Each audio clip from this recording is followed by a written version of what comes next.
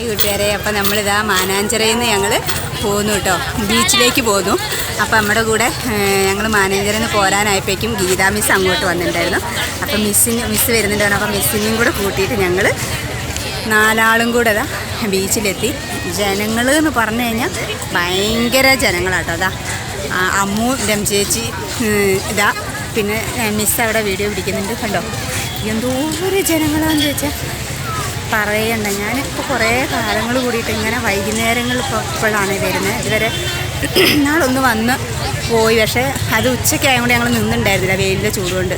ഇപ്പോഴും വെയിലുണ്ട് ഇവിടെ, നല്ല ചൂടാണ്.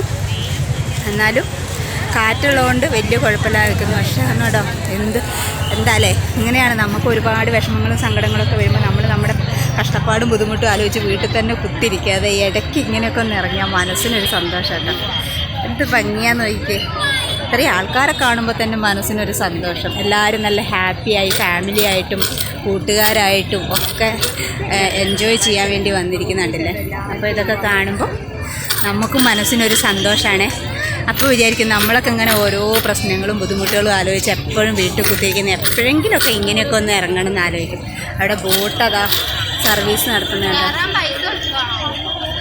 അപ്പോൾ ഇത്രയേ ഉള്ളൂ ഇന്നത്തെ വിശേഷം. അധികം വീഡിയോ പിടിച്ചുകൊണ്ടിരിക്കാനും ഫോണിൽ ചാർജ് കഴിഞ്ഞു. അതുകൊണ്ട് ഞാൻ ഇന്നത്തെ വീഡിയോ നിർത്തുകയാണ്. ഇഷ്ടമാണ് കമൻറ്റ് ചെയ്യണേ.